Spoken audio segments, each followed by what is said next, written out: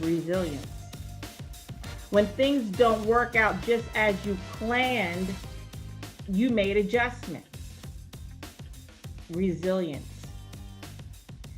Resilience is that ability to recover and adapt quickly to difficulties and or adversity.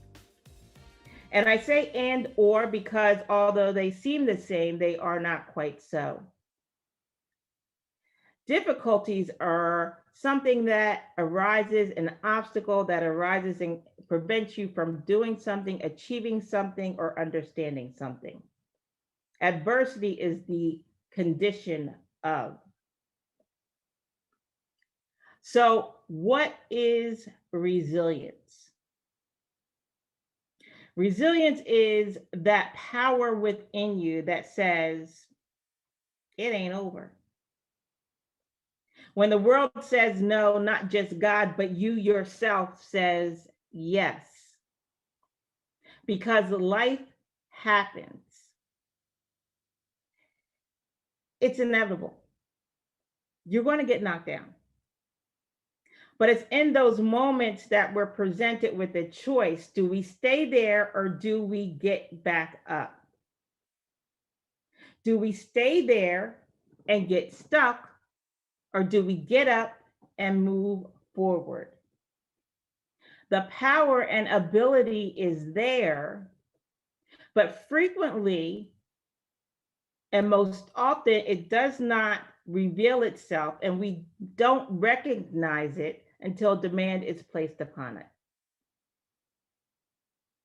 But each and every one of us was created for a purpose with all power and authority and the means to achieve it. But the choice is yours. Now, I want to tell you a little bit about my story.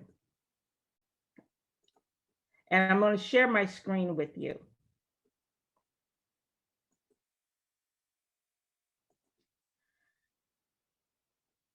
All those initials behind my name look really good, don't they? They add credibility. And that is fine and great. But they don't tell the whole story. I did not start there. This is where I started.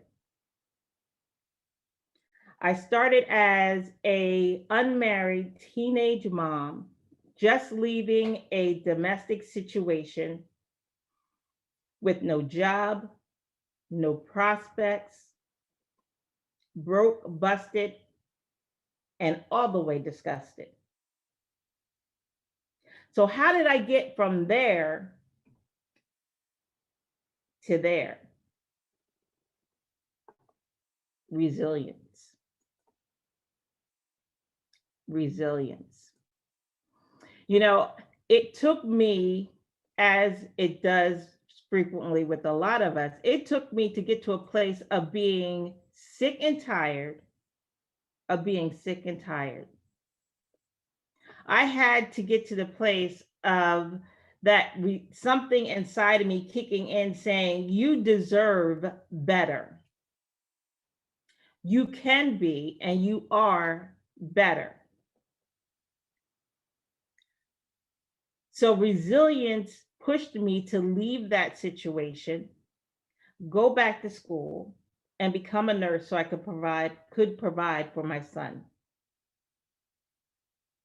But it didn't just stop there. There was still that something bubbling inside of me. I wanted my own spa. So I decided to go back to school and become a certified massage therapist. And I started my own massage company. And my niche was, I was a home therapist. I came to you. It set me apart from the pack. Now, in 2021, it might not seem so, but way back in the early 90s, massage therapy was just coming into its own. Indeed, New York was the only company that required a massage therapist to be certified. But then what? Life happened. I was involved in a very significant motor vehicle accident, which pulled the rug right out from underneath me. I could no longer be that home therapist carrying that table back and forth. But again, resilience kicked in. I was still working as a nurse, so I went back to school, this time for my bachelor's degree. And my focus was on becoming a certified nurse anesthetist. That's when a nurse anesthetist was all the rage. But God. How many know that sometimes your plans just aren't God's plans? So while I was in that program, God connected me to a dean at NJIT. She was actually one of my professors. And she challenged me to be different. Indeed, her exact words to me were, be different. She did not want me to go down that expected path of being a nurse anesthetist. So she challenged me. And she not only challenged me, she actually pestered the heck out of me. For those of you, some of you who know the story, she kept on me and she kept on me that we made a bet. We made a bet that I would sit for the LSAT, and if I did well, I would go to law school. And if I didn't, she would leave me alone, and I would continue down that expected path. Lo and behold, I did well, got accepted into Rutgers Law, and went to law school. And so I pivoted down another expected path, the path of serving as a law clerk during law school. During the summer, I interned at the federal courthouse, and upon graduation, I started a state judicial clerkship. But once again, life happened. This time, it took the form of a brain tumor. Treatment and recovery from that took over a year. Until I got what? I got sick and tired of being sick and tired. I got sick and tired of watching my friends and colleagues advance on while I was stuck home recuperating. The resilience factor. So, what did I do? I started putting out resume after resume to get back into the workforce without even being medically cleared to do so. And what I received in return was rejection upon rejection. How many of you know that that's kind of hard not to take personally? That's hard not to internalize. But in that moment, I was faced with a choice. Would I allow others to define me, hold me down, and hold me back? Or would I make adjustments? Resilience. And I came to the conclusion that others don't define me.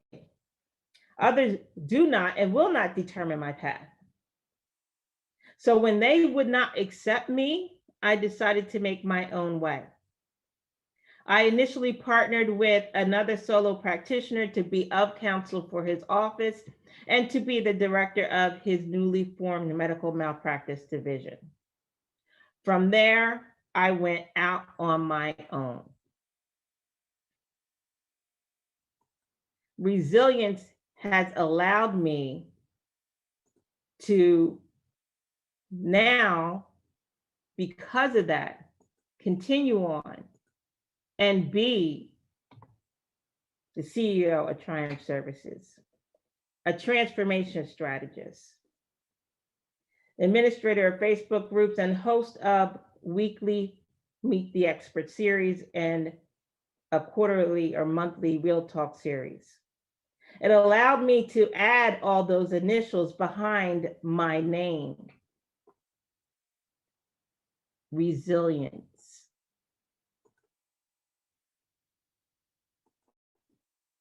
It's the power that is within me and also within you. It's that power that pushes you to stand up when you've been knocked down. And like I said, the knocks are going to come. Life happens. But it's what you do after that matters. We are presented with a choice. The power and the ability is there.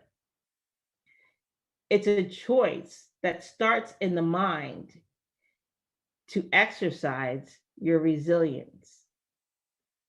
Be ye transformed by the renewing of your mind, we say. You have to believe that you are able and worthy to exercise your resilience, to not just bounce back, but bounce forward.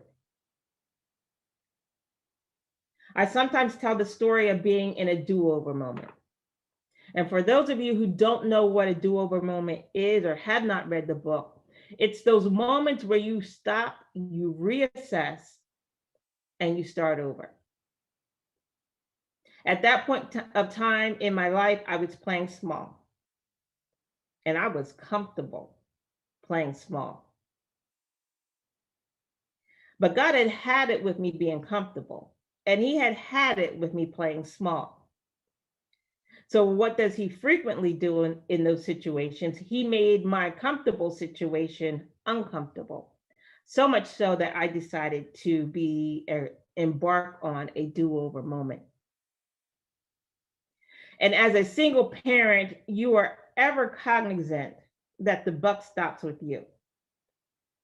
No matter who is there, who's not there, who's doing, who's not doing, it doesn't matter. The buck stops with you. So as I was in this do-over moment, I was becoming ever increasingly anxious about what path I should take so I could meet my responsibilities. And on this particular day, I was led to a passage that says how God takes care of the lilies of the field, the birds of the air, the grass, which is green one day, then burned the next. And I'm summarizing all of this, but it ends with a question. And the question is, aren't you more worthy than they? And I clearly heard in my mind, you know, but do you believe? You have to know that you not only possess that power and that ability, but that you are worthy of exercising your resilience. It's like that bobblehead doll. It's a toy that we had when I was growing up, the Weeble Wobble. And for those of you young folks, the Weeble Wobble was a little egg-shaped toy that no matter which way you hit it, no matter which way you came at it, you knocked it down, it bounced back up. And frequently it bounced past the point that it started from. It's like the Weeble Wobble toy. Resilience helps you bounce back up. Just like that boxer with a punching bag that comes back, Adam, he keeps on punching. And as you exercise your resilience, as an athlete would, or as that boxer does, it builds and it develops like a muscle. So when those hits come, pop right back up. When hard times arise, make adjustments. When those plans don't work out just the way that you thought they would or that you envisioned, go on and pivot. You do what you have to do to keep moving forward. Keep pursuing your goals and keep pressing toward that high mark. But the choice is yours. As a man thinks in his heart, so is he. You have to know. You have to believe. Because as a Black woman in business, especially as a Black woman in business, people are going to try and attempt to label you. They're going to attempt to classify you, pigeonhole you, and put you in a box. Microaggressions are going to come your way. But that power within you, that resilience factor, has to stand up in the face of adversity and push through. It is that resilience factor that stands up and stands in agreement with God to say yes when the world says no. The resilience factor says, no, I will not dim my brilliance. The resilience factor says, I will not cower, but be bold. The resilience factor says, I will not be pigeonholed or kept in a box. The resilience factor says, I am unstoppable. Resilience. Will you tap into it or will you let it lie? Will you stand for the status quo? Or are you going to stand up and make a change? Will you continue to play small? Or will you embrace the power within and be iconic? It's time. It's time. Each and every one of us, as I said before, was created for a purpose with all power, authority, and the means to achieve it. God will never provide you with a vision that he doesn't give you the means or the resources to achieve it. It's time to tap into that power within. It's time to exercise your resilience. It's time to be iconic. Thank you for your time and your attention. Once again, I am Monique White of Triumph Services, a coaching and consulting firm. If you want to connect with me, I invite you to connect with me via my website, www.triumphsbcs.com, or by my email, info@triumphservices.com. And there are my social media handles. I invite you to connect with me on my Facebook page. My groups are there. And my handle on Instagram is Triumphs Coach. Twitter is Triumph SBCS. Thank you again. And as a free gift to you for your attention, I am giving you my 5 steps to overcome overwhelm and get unstuck. All you have to do is click the link provided and it will take you directly to the download. Thank you again, Trevor. Thank you again, BlackCEO. And thank you, each and every one of you, for joining me. Let's go out and be iconic.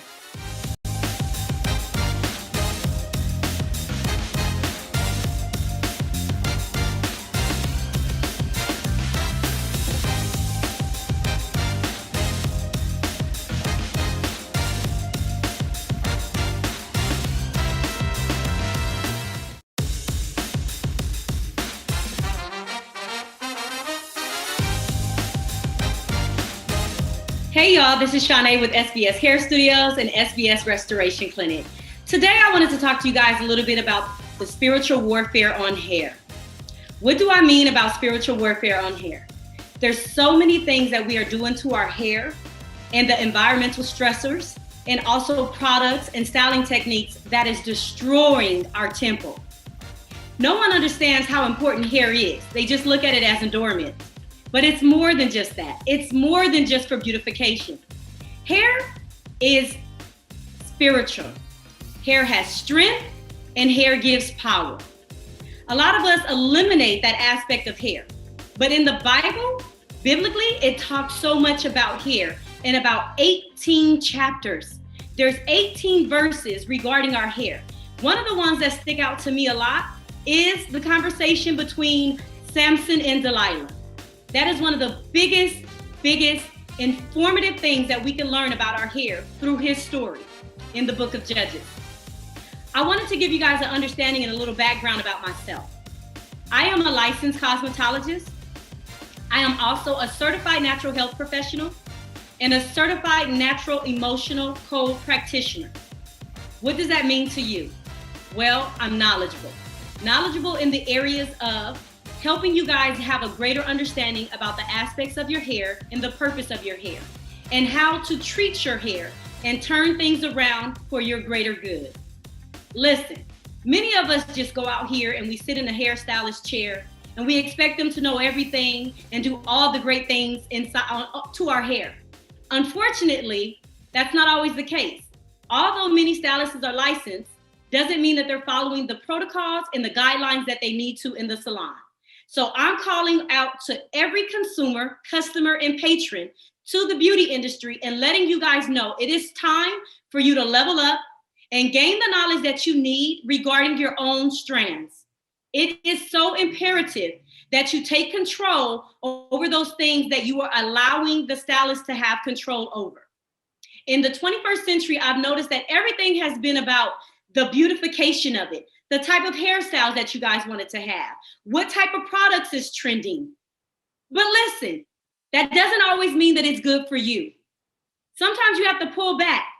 Less is more. What do I mean by less is more? Less product, less abuse to the hair, and more quality time spent with understanding your hair and what your hair needs. A lot of you guys don't even take the time out to even exercise the right of health, healthy hair. What is healthy hair? Healthy hair is without injury or damage to the hair strand in the cuticle layer. Now, some of you may think, oh, that is impossible. Yes, it may be impossible. However, you can also exercise your right of what will get you back to the level of healthy hair. You may have went so far off to a whole nother direction, but what will bring you back to where you need to be? To the basics. Remember growing up when your parents used to do your hair? Did they use all these products that are out here now in the industry that it's flooding the industry and talking about this is good for this texture, this is great for this curl pattern? We had nothing but grease and water. Just the essentials that we needed.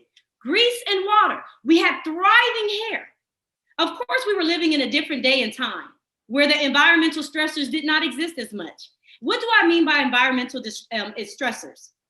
Let's talk about 5G, the radiation, the EMFs out here, through every electronic that we use. That also weighs on our hair. Let's talk about pollution, the things inside of the air itself, airborne, that we're inhaling and taking in.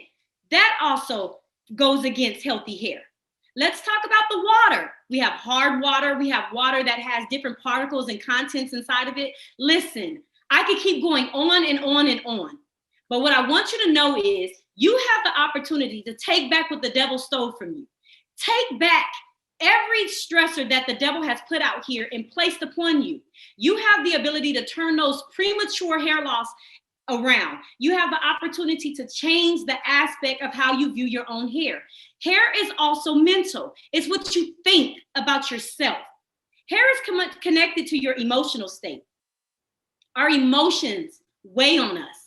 Stress, things that we do in our daily routine, trying to afford a living here. Some of you are just going beyond that and you're causing a lot more stress on yourself than you have to, which creates what? Hormonal issues, hormonal imbalances, fatigue, adrenal fatigue. These are things that I want you to consider and factor in that is also igniting and weighing upon your hair. There is a way that you can take all of that back, and it's through Ayurveda herbal hair treatments. These are some of the things that I want you guys to get an understanding. Less is more. When I say that, I mean pull back on buying all of these products out here. You're overextending yourself. Every time someone says that there's a good product on the market, you're ready to buy into it. Every time there's a new gadget on how to flatten your hair or brush your hair or straighten your hair, you're jumping onto that bandwagon. Pull back. Pull back. Take a moment and ask yourself, what does your hair mean to you? Because to me, it's important. It is of the essence. Hair was created divinely and perfectly. God knows every strand of hair on your head. And every time you lose a strand of hair, it weakens your vessel. It weakens your vitality to be strong and to be present. It actually helps lower your self-esteem, your confidence, your security level. Hair really matters. But a lot of you are out here acting like it doesn't by the way you're manipulating your hair, the way you're allowing someone to work over your temple. Don't let anyone deposit anything negative inside of you. You have control of whose chair you choose to sit in. You have the ability to make the change that you want others to make for you. You are empowered. You are the vessel that is needed at the top, in the forefront. You need to acquire hair goals. Ask yourself, what did my hair used to look like? How long ago was my hair in a good state? How do I get back to those attributes of living a healthier hair lifestyle? It's imperative that we count the blessings that we have instead of abusing them. Because sometimes you're going to want to go back and you're not going to be able to. And what do I mean by that? I simply mean that you're going to have to wear a weave. It's not going to be a choice anymore. It's not going to be an option. You're going to have to wear a wig. You're going to be consumed to those things that are not authentically you. And it's going to destroy and ruin who you are emotionally on the inside. You're going to be looking in the mirror saying, I wish I had my own tresses again. I wish I had my own hair again. I wish I was able to do this, that, and the other with my own hair. But because of your choice of neglecting it and abusing it, now you have no other choice but to wear the false representation of someone who you are not. I just want to talk to you guys. I just want to open up and plant a seed and make you more aware that your hair really matters. The type of shampoo you use matters. The type of products you use matters. The person working over your hair matters. Let's get back to the basic and take back what the devil stole from us. Your identity means everything, everything. And you can't continue to go on this way trying to live out an identity that is not yours. False representation of yourself, because now you're covering up who you really are. The benefits of hair is very valuable. Every strand of hair on your head matters. It really matters. And now, what am I noticing in my salon? I'm noticing premature hair loss, alopecia in children. Why am I noticing that in children? Because the adults who are doing the child's hair is now doing it for the sake of a look, beautification, instead of something to just help the child process and be able to have a simple hairstyle so that when they grow older, they can continue to have hair. You guys are allowing your kids to get extensions way too long. You're putting chemicals on your children's hair way too early. You're not trusting the process because you're trying to live up to the expectations of the world. The world will suffocate you. It will entrap you. It will indignify you. It will have you feeling less than. We have to learn to love ourselves right where we're at. It is our duty and our right to teach our children the ways spiritually so that we can raise them up so that they can come back and do the same and pay it forward. Our children are losing their identity earlier and earlier. You're allowing your children to get these hairstyles that are not their age, that is not of their age level. They're looking like grown adults, which is now putting on more pressure and more weight. The social media is really influencing our children instead of us influencing them within our house. There's this thing, I'm a mother of two girls. And I'm a hairstylist. But there are things that I will not allow my children to do or wear at such certain ages. The cycle of hair is growth, fall, and replace. You don't have your terminal hair until you're 7 years old. 7 years old is when you have your terminal hair, which means the hair for the rest of your life. And you guys are putting in products in your children's hair so early on. It's causing dermatitis. It's causing inflammation. It's causing irritation. It's allowing their scalp to be allergic and have an allergic reaction. They can't handle all of this. It's too soon. I'm asking you guys, pull back. Simply pull back. If you want to know more about holistic hair care, look for me. Google me. Reach out to me. I will educate you and inform you of different products, different level of hair care treatments naturally that could be used on your hair. It is so important to me that I help save every strand that I possibly can on everyone's head, because the people that sit in my chair, when they come to me, they're coming to me to be fixed, healed, and delivered. They're coming from other places where they have been weakened. They have been disappointed and let down. And so here I am providing surgery, being a midwife, being a doctor, being a surgeon on someone's hair to resurrect their strands, to give them back the power that they need, the faith that they need, and the strength that they desire again. So I'm telling you guys, I need you to own what you're doing, take responsibility of your actions, pull back a little bit, look at all the products inside of your cabinet. Whichever ones you're not utilizing, whichever ones are not good for you, get rid of them. Don't just have it because you bought it and you don't want to waste money. Your money has already been wasted the minute that it didn't work for you. Everything that someone else is doing and that they're advertising out here may not be for you. The thing about Samson and Delilah, Samson knew where his strength lied. He knew that his strength lied in his hair.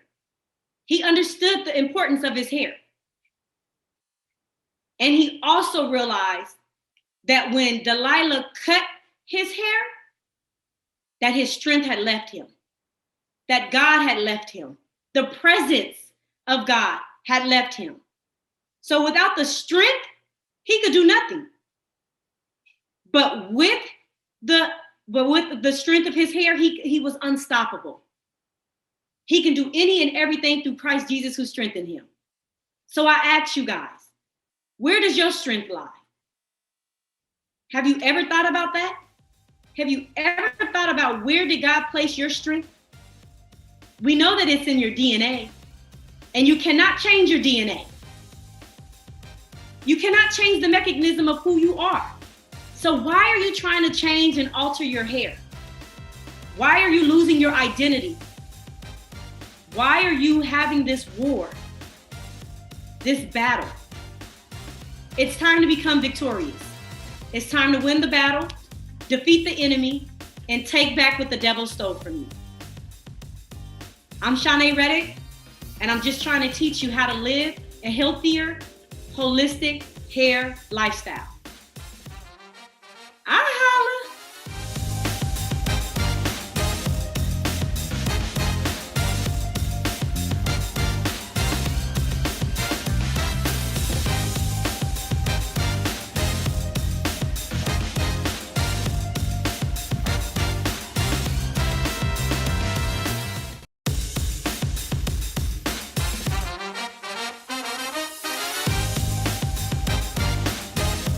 You know, it wasn't that long ago that I felt like I hit my emotional rock bottom.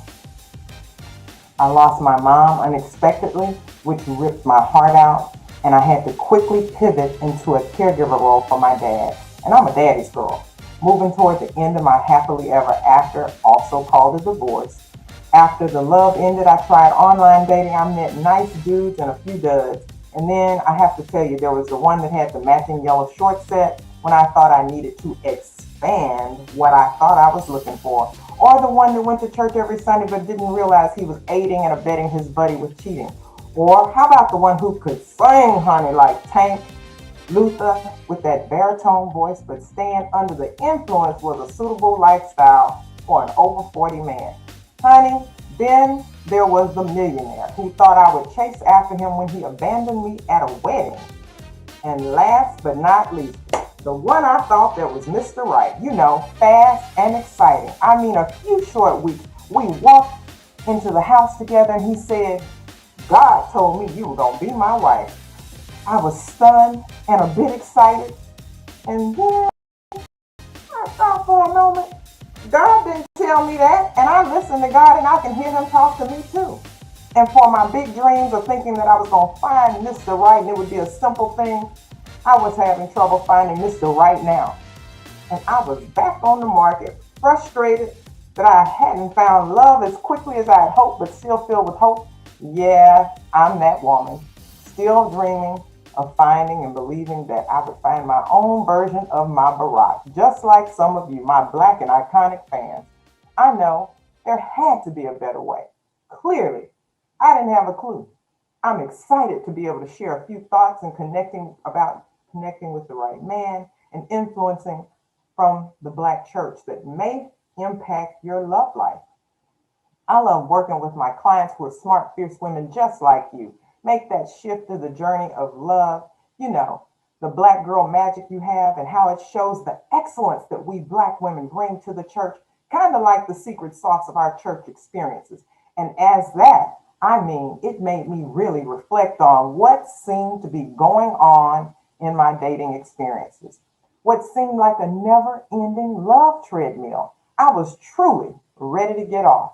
So I began to evaluate past prospects and even looked around at the pastor, the men in the church, my male friends, and a random few guys on the internet looking for clues. Personally, I had to reevaluate my dating experiences and what I wanted in a Christian man. In fact, it made me wonder if, as Black women, the all consuming relationship with the church contributes to our perpetual singleness.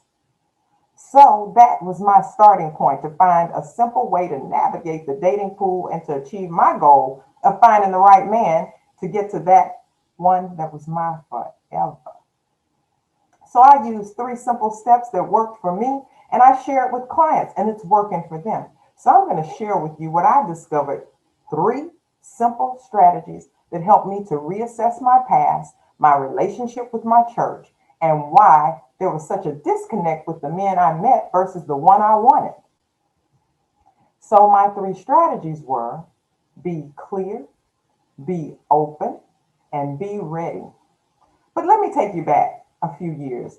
I was divorced. I hadn't connected with my Mr. Right, and it was a Friday business workshop, and I spotted a fine, caramel, muscle-bound brother with the freckles. Got my attention, but kept me distracted until the break. Couldn't even hear the man talk.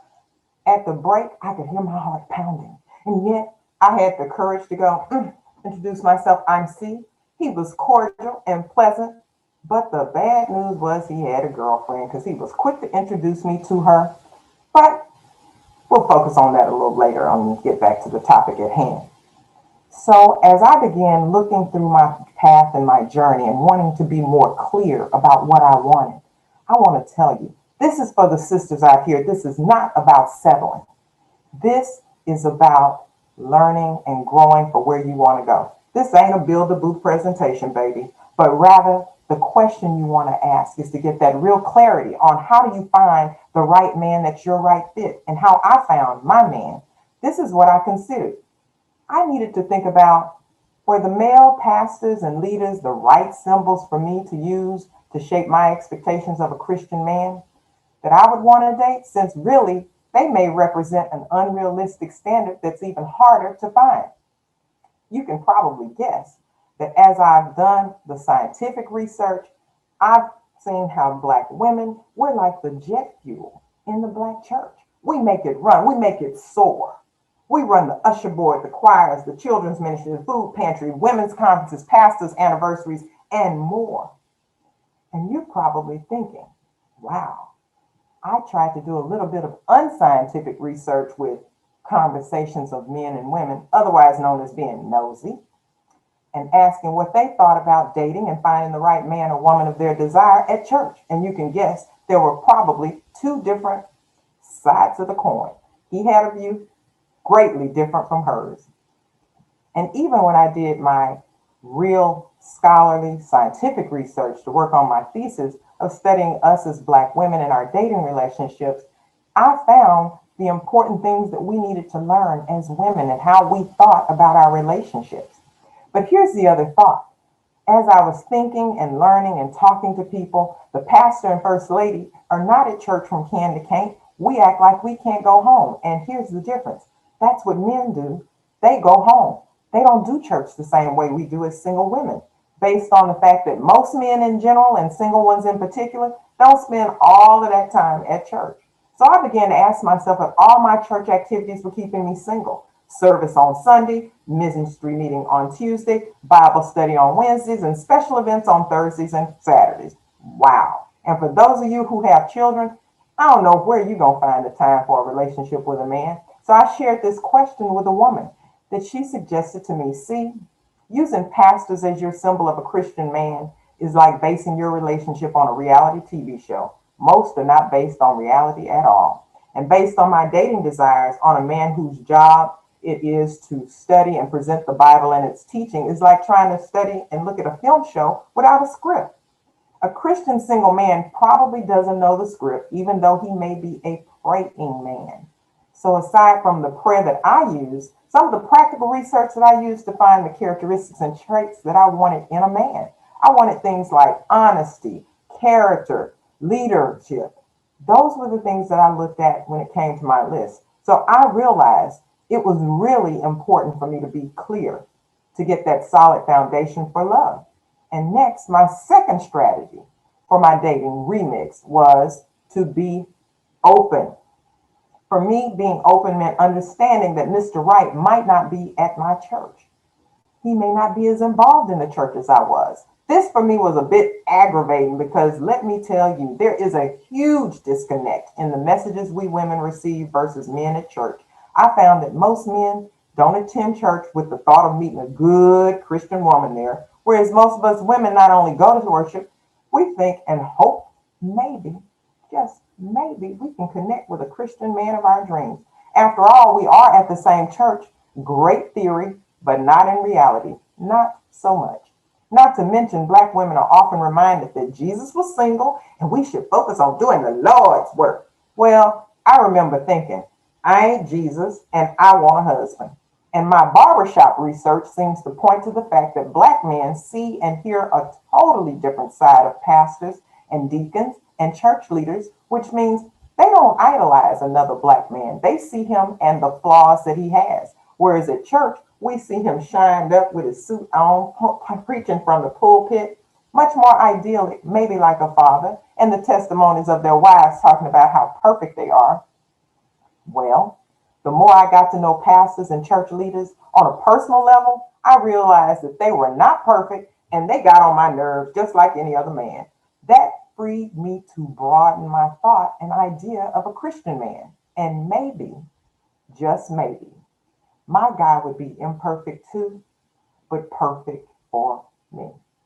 So this clarity and openness with myself first allowed me a little bit more of humanity, to see men a little bit different, and the fact that they really just want to be respected, admired, loved, just like we do.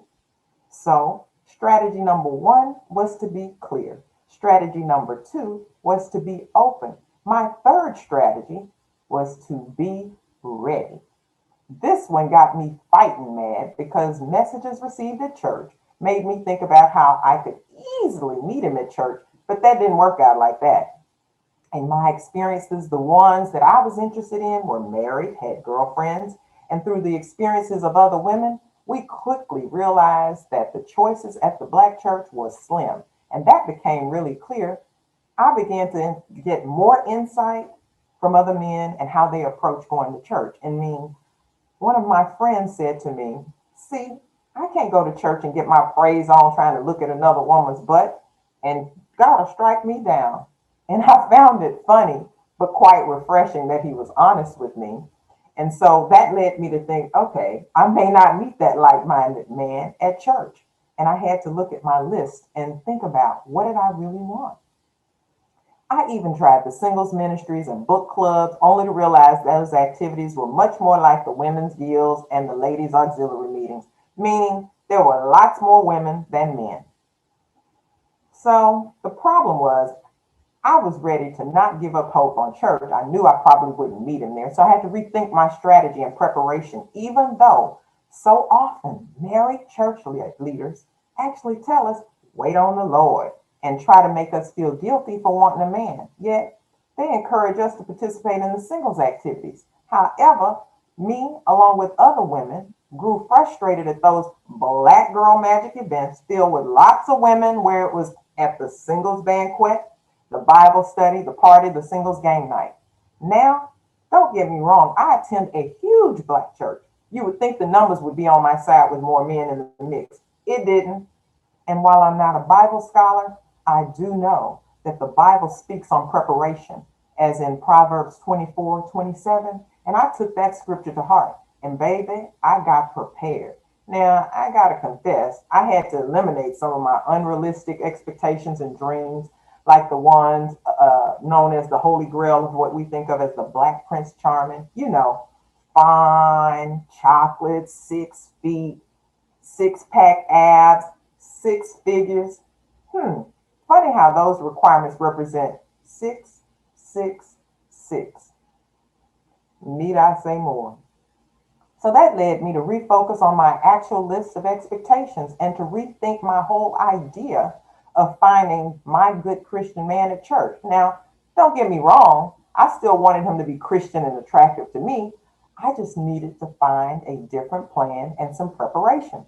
And while the black girl magic shows through at church, I mean the way we do things in excellence and make things happen, I saved some of that black girl magic for myself and got ready. Part of being ready was to make sure I identified the places, the interests of other places other than church, where I could run across eligible single men that I might find interesting. Listen, the men I talked to were clear. They really were not thinking of church as a way to have their own dating pursuits. So that meant I needed to have my strategy continue to build to find another way to connect with other Christian men. Given that revelation, I know black girl magic in the church. We deliver like a boss, baby. We create some of the biggest, baddest, and best programs, songs, conferences, and more on the planet. With God be the glory.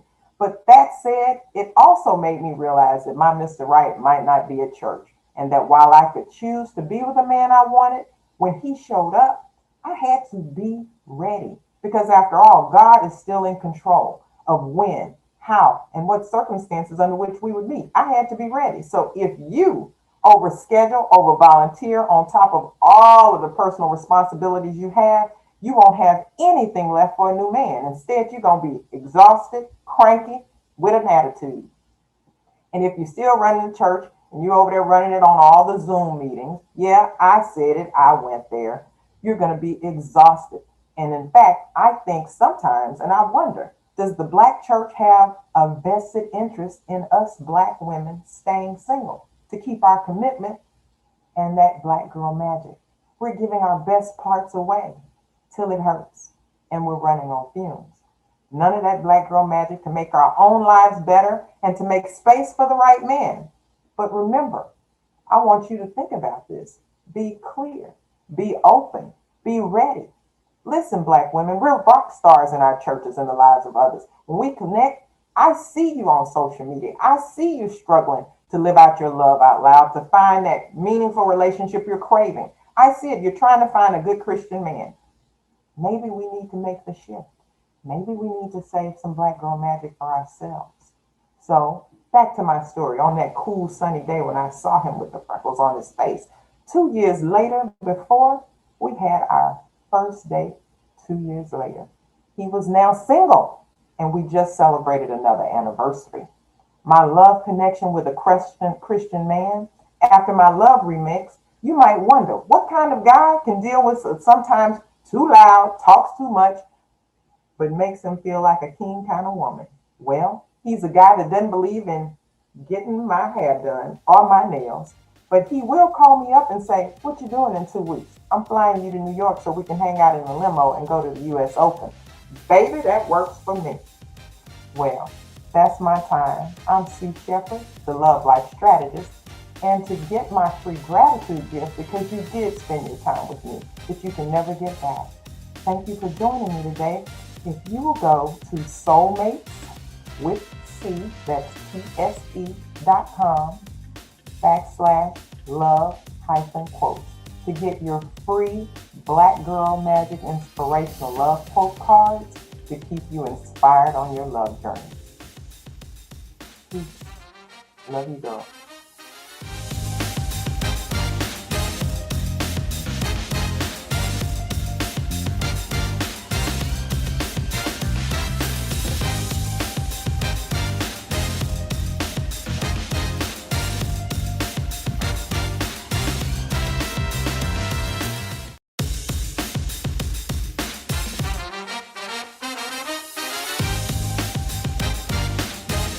My name is Sabrina Moore. I currently reside in Fredericksburg, Virginia with my husband, Anthony Moore. We have one son, Aaron Moore, that is off to college at Old Dominion University. Woohoo! And I just want to speak on motivation today. And the motivation that I'll be speaking on today is about my breast cancer, surviving breast cancer. I originally was going to deploy to Afghanistan. And I had to do all my medical work and everything, but then bam, it hit me. In my medical screening, they found out that I had breast cancer. I said, no, this cannot be possible. So in my mind, all I thought about was money. All I thought about was going to Afghanistan because I did my own salary. So all I could see was dollar signs, dollar signs, dollar signs.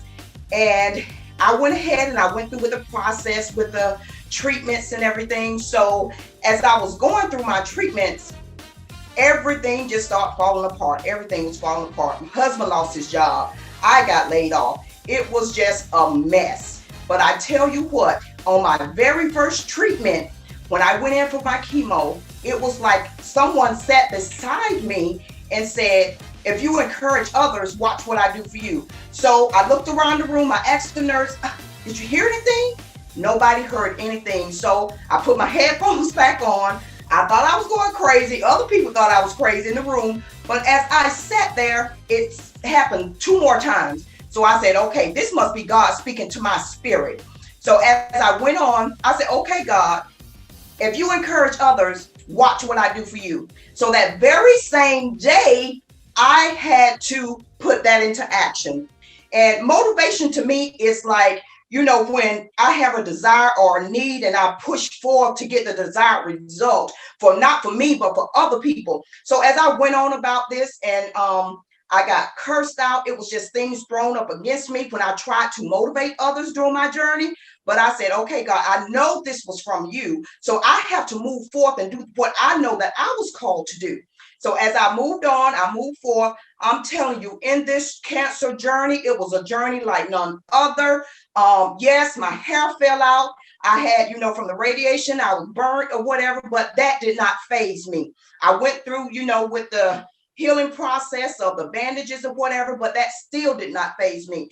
I knew that I had a work to do, what I was called to do. And it wasn't about me. It wasn't about the cancer. It was about others who was out there suffering, who was depressed, who, you know, didn't have family members to look at or couldn't be there with them. So I said, okay, God, I'm that vessel. I'm open. I'm here to be used. And throughout my entire process, people think I'm crazy. They thought I was crazy. Well, why are you going through this process if you don't think you have cancer? No, I did not think I had cancer because I'm like, oh, no, God, not me. But as I went through, I saw that it was a journey. It's not cancer, my journey for your healing. That's the title of my book. I am a published author. And as I went through, I was just so amazed at myself and how God just used me, how I allowed God to use me to help and to bless other people. I mean, there were, you know, an instance where someone was contemplating suicide. And I said, oh my gosh, I'm not counselor. I can't deal with this. I don't know what to tell these people. So as I talked, and at the end, before my treatments were up, the lady came to me. We exchanged phone numbers and everything. And she told me, she just cried and thanked me for being there. And all I could do was cry. And I gave thanks to God because I know it wasn't me. I didn't know about these people. And I know that it was God that allowed me to go through this process for other people. And, even when the process was going, my husband, he had lost his job. And like I said, I got laid off because I couldn't go to Afghanistan and there were no jobs here at my particular company for me. So I said, okay, God, how are we going to pay these bills? The bills are behind. Okay, you're unemployment, but that's not going to pay the bills that we have. And God, he allowed people to just start walking up to us, giving us checks, giving us cash, giving us, saying, hey, here's a card, go to this store and buy what you want. It was just, oh my God, I just feel all over again how it was just such an amazement and a blessing to us because we asked nobody for nothing. But in that process, God said, you encourage others, watch what I do for you. I didn't know what that meant at the very beginning, but as I went through and as people start blessing us, people on our job, people in our church, our neighbors, family members call and say, hey, how y'all doing? Whatever. We didn't share that we needed financial support from anyone. But in this process, I'm telling you, God allowed people and he used people to bless us as I stood as a willing vessel to encourage and motivate others. And I'm telling you, it is a blessing when you listen to the voice of God, because if I had not listened, I was just like, whatever, I know that's not for me. I don't want to help nobody. I'm in this, cancer situation, whatever. Why am I here? But I did not look at it like that. I thank God that I had a spiritual ear to hear and understand what the Spirit was saying to me on that very first treatment. Because if I did not, we may have lost everything. We may have had stuff turned off. Other people may have died. Other people may have committed suicide. Other people may have stayed in a depressed stage. But because I went forth and I stood as that willing vessel, I'm telling you, it's possible. All things are possible if we just believe. So I just want to encourage you today and motivate you and say, no matter what you're going through, no matter what it may seem like, it can be the worst of the worst. But I'm telling you, you just got to stay motivated, keep your head up, and know that it's going to be okay. It's going to be okay. And at the end, I just want to say thank you. My name is Sabrina Moore from Fredericksburg, Virginia, and I am a published author. And the title of my book is Not Cancer, My Journey for Your Healing. And that can be, you can contact me at notcancer@yahoo.com. That's notcancer@yahoo.com. Thank you so much for your time, and God bless.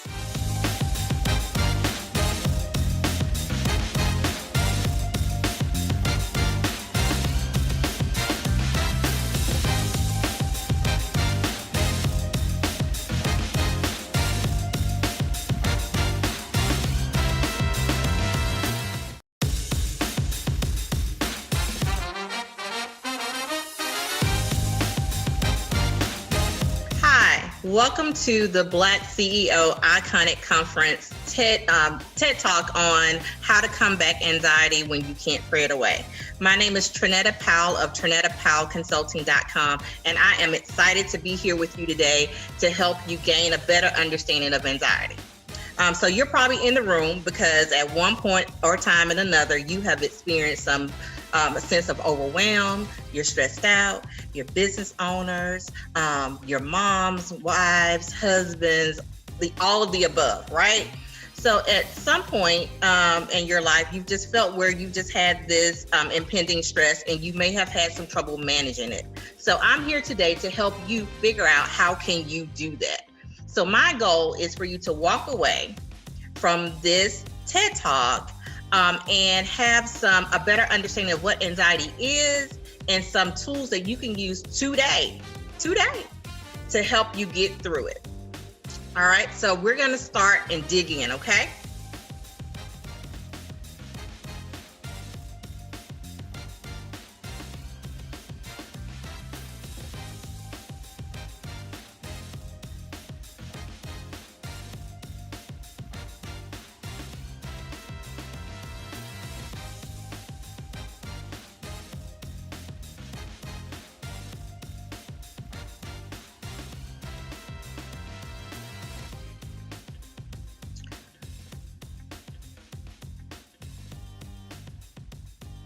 All right, so we got our PowerPoint up and we're ready to start. Let's first talk a little bit about who am I? You want to know, I'm sure, who I am and what I do. So some fun facts about me. I am an awesome cake baker. I am from the South, from Mobile, Alabama, the Gulf Coast, home of Mardi Gras and great seafood and barbecue. But I am really, really known by my family and friends for baking the best red velvet, German chocolate, and sour cream pound cakes. I'm a mom of 2 boys and 3 bonus kids. We have a blended family, and I am Gigi to 7 beautiful grandbabies. Now, I know I look young, the skin looks good, and I should not be a Gigi, but I am, and I do it to my best ability by spoiling those babies to death. I am also a wife of 15 years to my wonderful husband, William. And I decided to start a business in the middle of the pandemic last year. I know, crazy, when you talk about stress levels and anxiety, that was me last year. Some bonus facts about me. I am a licensed professional counselor. I run and operate a successful private practice for women of color in the state of Texas. My practice focuses on women of color who are struggling with anxiety, finding themselves in some unhealthy thinking patterns, unhealthy relationships, who are seeking me for help to be able to get off that hamster wheel of thinking and find some peace and rest in their life. So also, I am a private practice business consultant. So I help other mental health clinicians get started in building their own private practices.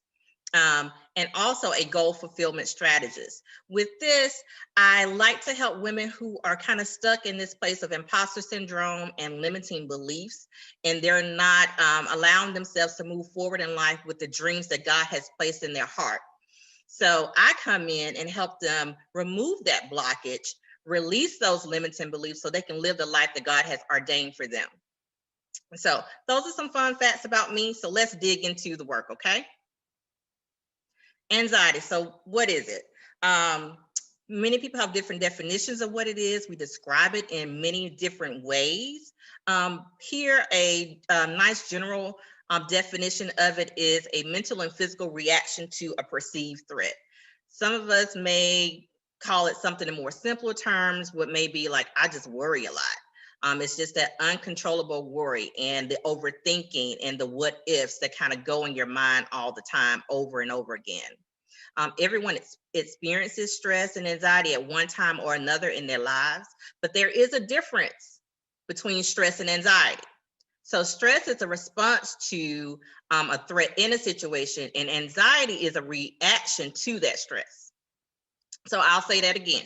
So stress is a response to a threat in a situation, and anxiety is a reaction to that stress. So how does it show up? It shows up differently for different people. Some of people really most commonly express that they have that sense of uncontrollable worry. What if this happens? What if that happens? I start the business and the business fails. What are people going to think about me when I do this? Just that overbearing thinking of letting someone down, letting yourself down, and just worrying about different aspects of your life. Also, there's maybe muscle tension. You may feel yourself sitting at work, working on your business, or at home doing things, and your body is just tense and tight. Your jaws may be clenching, and you don't even realize it. Some headaches, and of course, poor sleep, that running of the to-do list. You can't just shut your mind off at night. And maybe even an upset stomach where you feel like you have a bunch of knots in there and it makes it hard to eat. You just have this, some people may call it a nervous stomach, and increased heart rate. So all of these are common things that may show up. It's not the complete all list of things, but this is what I see most often in my practice. Here's a statistic for you. Did you know that anxiety mostly shows up most common in women than men? And for me, that's not a surprise, because women, especially women of color, we tend to take on this role of being, we put the S on our chest and we feel like we're Superwoman and we can do it all. But when we take on that persona, it has weight that comes along with it. And sometimes that weight is just too much. And we get that feeling of anxiety and worry and just overwhelmed, and we need relief. Another statistics by the National Mental Health is that anxiety shows up most commonly between the ages of 30 and 44. And that's kind of where, I mean, not to tell my age, but that's kind of where I am. I'm 43, and I really started to feel that increase of anxiety at 30. It's just something about 30. We turn 30 and our body just starts to break down and we gain more responsibilities. We're usually getting married, having children, and toward the late 40s, we may be becoming more of a caregiver to some of our parents. So there's just more things added onto the plate. The plate is just running over of responsibilities. So let's look at some different types of anxiety.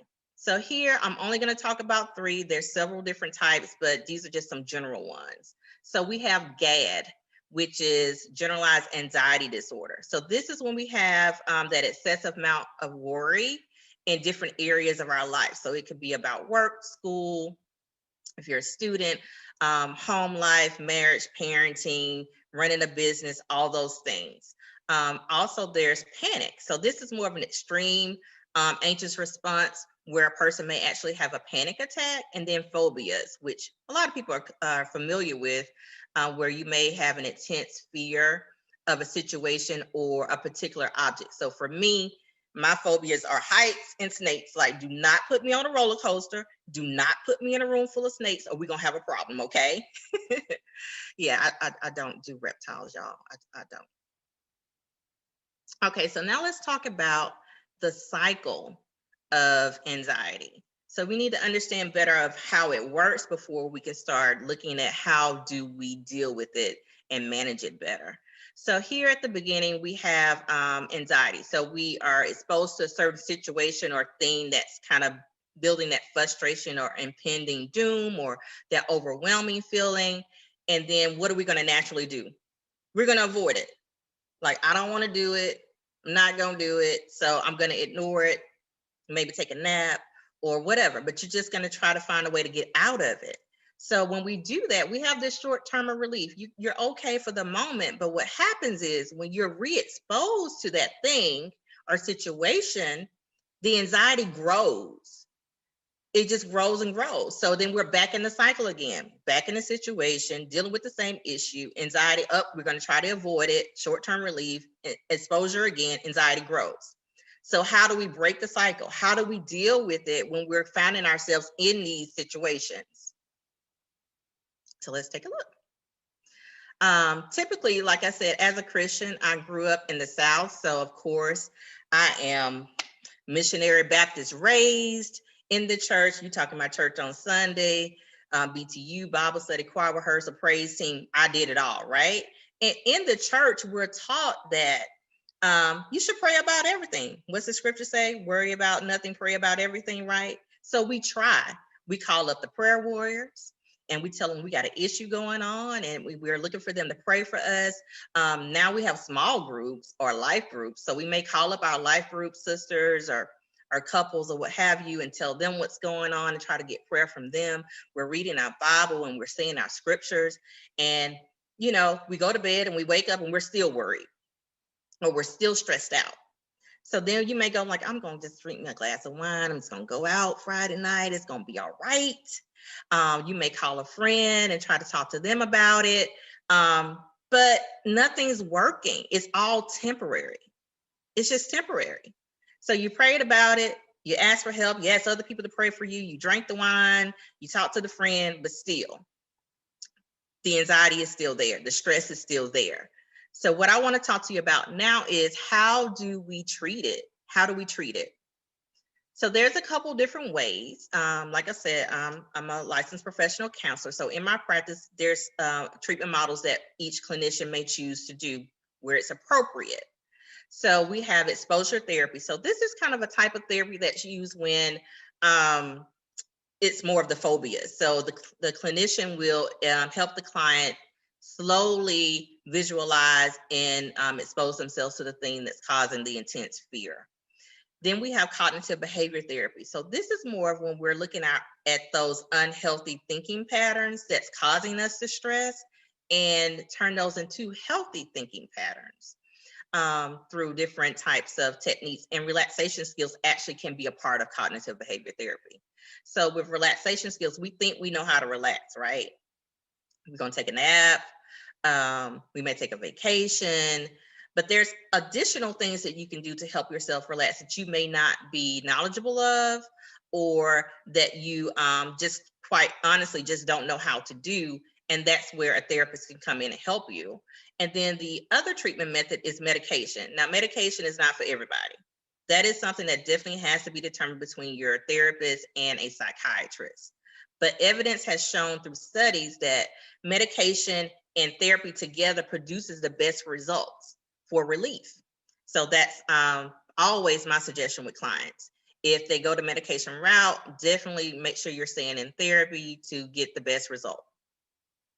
So now we're going to take a minute, and this is where I'm giving you those tools that you can use now to be able to help yourself after you leave this conference. So the first one is breathe, right? I know you're going to be like, I know how to breathe. You sitting in your chair watching this TED Talk and going like, yeah, I know how to breathe. I know how to breathe, Trinetta. But I promise you, you're not doing it the right way. So when we're talking about breathing and meditation in the sense of finding relaxation and relief from anxiety, it looks a little bit different. So you would find yourself a place where you can sit, where your feet can be flat on the floor and you can be comfortable. And you're going to do something I call with my clients the 4-4-6. Now, there's many different ways you can do breathing exercises, but we kind of concentrate on the 4-4-6. It's easy. Sometimes I have them write 4-4-6 on a sticky note on their monitors at work or on a notebook where they can see it so they can remind themselves to do it when they feel stressed or overwhelmed. So what the 4-4-6 is that you're going to inhale through your nose for 4 seconds and you're going to be counting to 4. You're going to hold your breath for 4 seconds, counting in your head 1 through 4.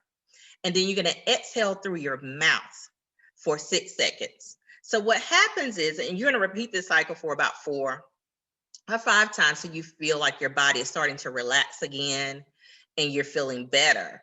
But what happens when you're counting, you can't count and think the thoughts at the same time. So it's a distraction method. So try it. I challenge you to do that. If you feel like you need a guide, there are some great apps out there. One is called Headspace, another one is called Calm, and then there's a Christian-based app called Abide, A-B-I-D-E, like Abide in Him. Get it? So yeah, you can try those apps. I love them all. I've used them all myself personally, so I'm not telling you anything that I haven't used and found helpful. My clients have found it helpful.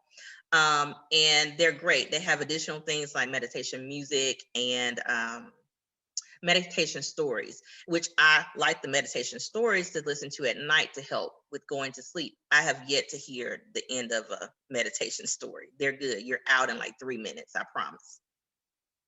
So the next strategy or tool is thoughts, like taking your thoughts captive. We are emotional beings, right? We can get caught up in our feelings real quick. And doing that also causes us to get into this cycle of negative thinking. So our thoughts can be negative, leading to you feeling bad, shame, and guilt, which leads to an unhealthy behavior. So how you think affects how you feel, which affects how you behave. How you behave affects how you feel, which is going to affect how you think. They're interconnected. They're all three intertwined. So taking those thoughts captive is an excellent way to help manage your anxiety. All right, grounding.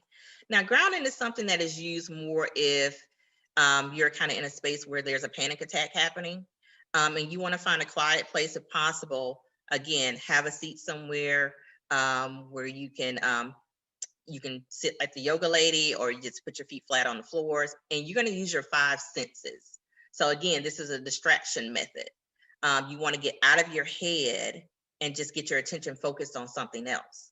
So you can identify 5 things you can see, 4 things you can feel, 3 things you can hear, 2 things you can smell, and 1 thing you can taste. I know we're in a pandemic right now, and so some of us are in the office, some of us are working from home. But if stress and anxiety is something that you do experience, I always suggest keeping like a candy jar or something, or on your desk where you can grab that mint or that chocolate or something that you can use with this grounding method. And the last tool that I want to talk about today is finding a therapist. Sometimes we do the breathing, we go on the vacation, we take the nap, and we do all the stuff, we pray, and it's still not enough. That's when we probably need to go into actually making an appointment with a clinician. And I know this is hard for a lot of people, and it takes a lot of courage to do that. But there are several different ways you can go about it, and some people just don't know how. So I want to make sure that I don't leave you today at least giving you that information as well. So there's a couple different websites if you're specifically looking for a clinician of color. And one of them is called therapyforblackgirls.com. And if you're a male and you're looking for a male therapist, then there's therapyforblackmen.org, and there's the typical psychologytoday.com. And with all these tools, if you're using Psychology Today, or if you have insurance through your employer, if you're still working that 9 to 5 as an investor for your business, I did it, so I totally understand. But you can request what you want. You can tell them, I want this ethnic background of this type of therapist in this area, and of this gender, and they can find it for you. So don't be afraid to ask for what you want. This is your time where you want to feel safe, where you can be able to get the services that you need. But therapy can be great. I mean, I may be biased because I am one, but I've seen it work. Okay, so I have a treat for you. So when we were talking about earlier, in this talk about taking your thoughts captive and learning how to take that negative thinking and challenging those irrational anxiety, fear, worry thoughts, I've created a 4-step process where you can do that. And I want to give it to you guys as a freebie for attending the BlackCEO Iconic Conference. So take out your phone, take a picture of this slide right now, like take the phone out, take the picture. I know the phone is sitting next to you, it always is. And take a picture of this slide so you can have the information for the link. And at the bottom, you see there's a coupon code. So and make sure you're entering that coupon code ICONIC so you can receive this gift for free. I promise you, it is going to change your life. The feedback that I've already gotten from this has been amazing. It will help you challenge those thoughts so you can find some clarity and peace in your life, and you deserve that. We are living in a crazy world right now. There's so much going on. And we have to have tools in our toolbox to be able to deal with it. If you want to reach out and connect with me, I would love it.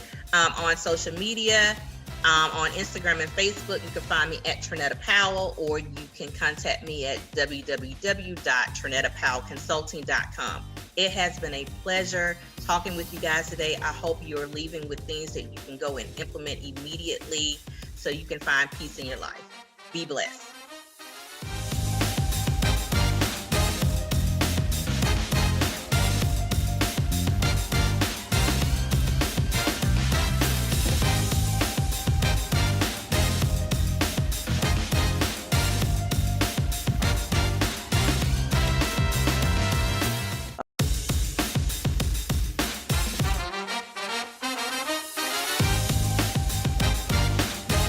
Hello, I'm Cynthia McAllister, owner of the IT company Quality SAP, and the author of the book, Yes You Can, 10 Great Ways to Market Your Business. So I want to ask you the question, do you have a dream or a goal that you're just wanting to accomplish? Maybe it's something that you said it's just not the right time. Maybe it is, you want to change jobs, or maybe you want to go on your own and start a business. So I guess I got to figure out, so what's holding you back? What is stopping you from taking the jump and making that leap of faith? Think about that. So for me, growing up as a child, I had so many influences. I mean, just like any other person, you have influences, people internally around you, people outside of your environment. But for me, the biggest influence was my parents. So my mother and father had a really big influence on the way I grew up. So my father was an air traffic controller, and in the 70s is when he really got started with that work. And that was a job he was just so passionate about. I mean, he would come home and share stories, and we were just being all excited about it. And as a family, we moved around a lot. So we started off in Ohio, and then we moved to Puerto Rico, and then we moved again to Florida and different parts of Florida. But it was really a great adventure as the family. And when I say family, I say it was my father and my mother and my sisters. And my father working as an air traffic controller was a big deal for him because that was an achievement he wanted to do as he was in the military working in the Air Force. So in 1981, the Air Traffic Controller Union actually went on strike. This was a big deal because this was like the first big strike that's happened to that organization. And my father was amongst the people who went on strike. And the strike was really about, wages and working conditions. So they wanted to get into an agreement with the FAA about that. And, over a period of time, those two organizations, they didn't agree. Eventually, the president in August of 1981 made the decision, we're going to fire all of the air traffic controllers. So over 11,000 air traffic controllers, including my father, was fired. And of course, that was devastating to my family because, financially, his income was a big contribution to us. And without that, we were like, okay, so what do we do now? And my father had to take a step back. He had to reassess what he wanted to do in life, considering he had spent so much time, working, doing a job he